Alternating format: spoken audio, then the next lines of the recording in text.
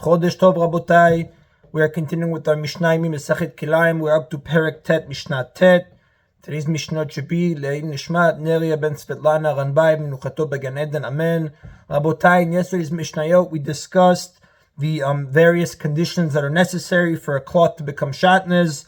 Now, today's Mishnah is going to discuss different garments that, even though they don't meet the requirements for shatnez midoraita, the rabbis came and forbade it because of shatnez.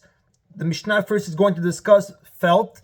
Felt is made by pressing together raw fibers. Basically, what you do is you beat raw fibers together to smooth the fibers, and then you press them into a smooth piece of cloth. So the Mishnah says, "Levadim atsurim mipnei shem shuim."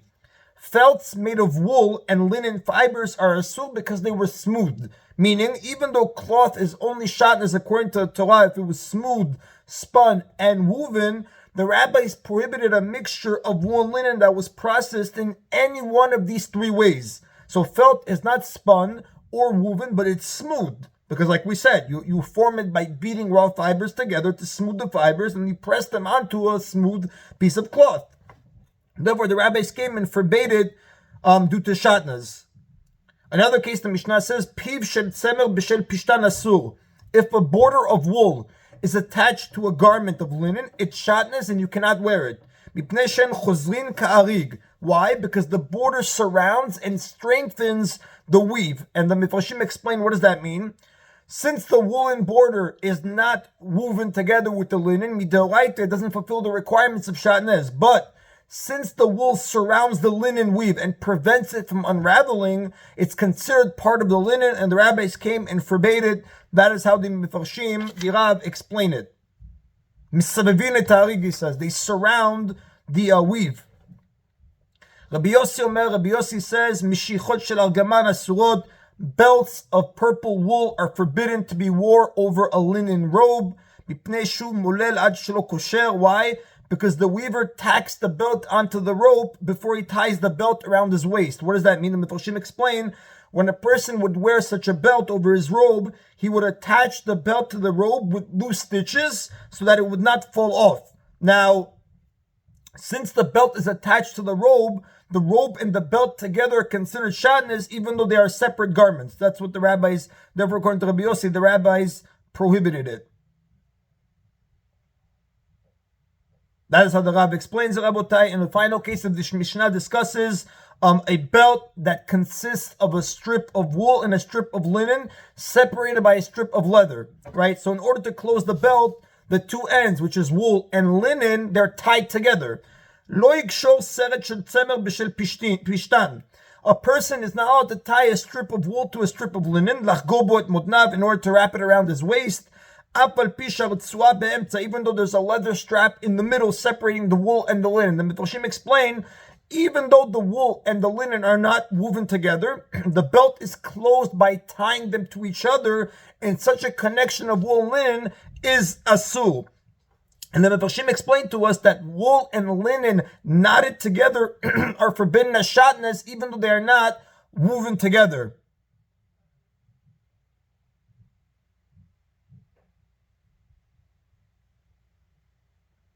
That is the end Rabotai of Mishnah Tet. Mishnah Yud continues with the various garments. Otot hagardin ve'otot hakofsim. Labels of weavers and labels of launderers, meaning the identifying labels that weavers and launderers sew to the garments in their care. And the Mifrashim explain, the Rav says that weavers and launderers would embroider the owner's name into the garments that were brought to them for repairs or for cleaning so they wouldn't become mixed up.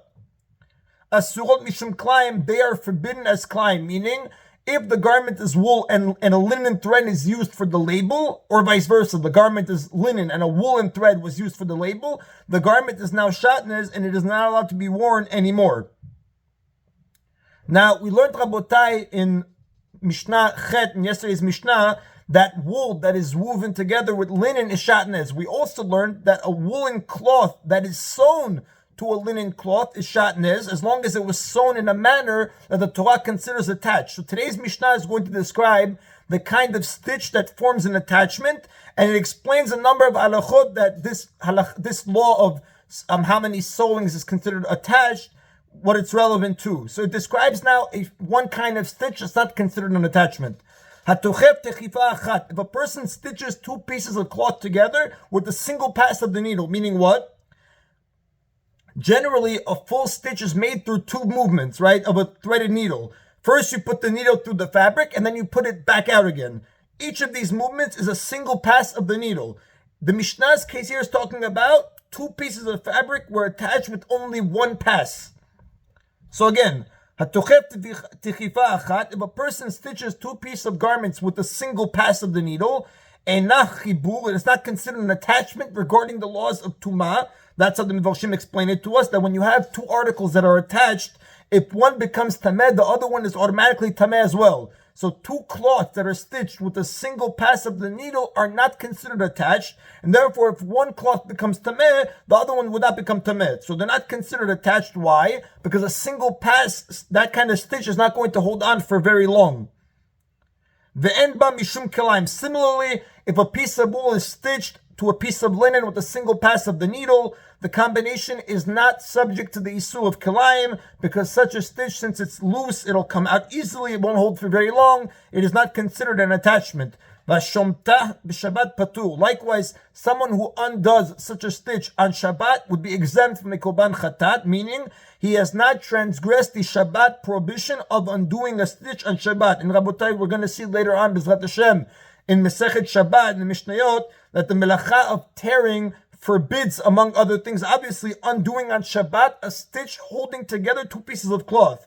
However, the Mefarshim say a stitch made with only one pass of a needle does not truly connect the fabrics, and therefore undoing it would not be a transgression of this melacha of tearing. The Mishnah continues, Asa shnei rashea letzad echad. If, however, a person brought the threads two ends to the same side, meaning he passed the needle through the fabric twice, in and then out again, with the result that both ends of the thread are now on the same side, and if you could see the diagram, it'll make it much more clear. Chibur, that's considered an attachment regarding the laws of Tumah. Accordingly, right, if one cloth becomes tameh, the other one that is attached will also become tameh. And the Midrashim explain that what's happening here is that this is a stitch that's going to last, and therefore the two cloths are considered connected. And the Rab points out that in addition to passing the thread twice, the two ends of the threads have to be tied together, otherwise it will not hold. That's in addition to passing twice. Similarly, if he attached wool and linen in such a manner that he passed the thread through twice and he tied it at the end, that's going to be such a combination as subject to laws of Kilayim, because these stitches are, this is such a stitch that attaches to fabrics. Likewise, one who would undo such a stitch on Shabbat would be violating, would be chayav korban chatat for violating the issue of tearing, of undoing a stitch. Why? Because since these two fabrics are considered attached, a person who tears them apart on Shabbat is violating the melacha of tearing. He is liable only, however, if he tears it in order to resew it. We're going to see in Masechet Shabbat that it has to be always a constructive melacha, that he tore it to resew it better. If he just tore it as a destructive purpose, that would be only a sumid rabbanan. Now, Rabotai, although the Mishnah is only discussing undoing a stitch on Shabbat, the same halacha would obviously apply to making the stitch in the first place. If a person will make a stitch with a single pass of the thread, he would not be liable for the melacha of sewing. But if he makes two passes of the thread and he ties it, he would be liable for the melacha of sewing.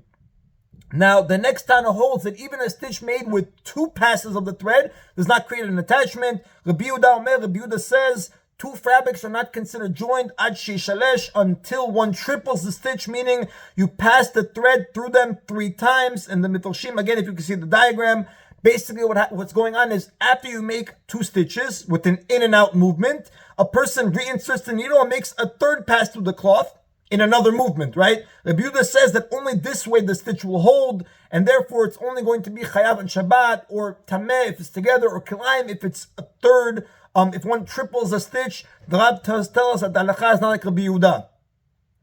The Mishnah concludes with one last case of shatnez. Hasak v'kupa mitztarfin lekilayim.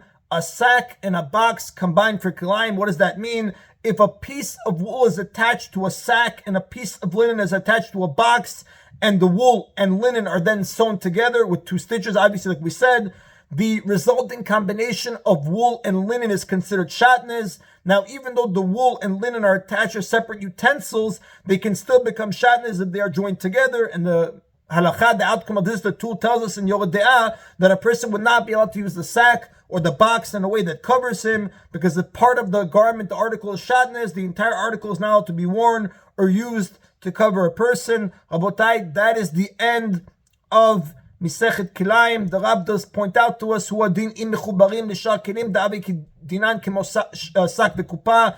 The same halacha would apply to any other combination of utensils. The sack and the box was only a example. That is in Rabotai of today's Mishna Yomi and the end of Masechet Kilayim. Chazak u'baruch Rabotai. We will begin tomorrow B'ezrat Hashem Masechet Shvi'it. Baruch Adonai le'olam. Amen v'amen.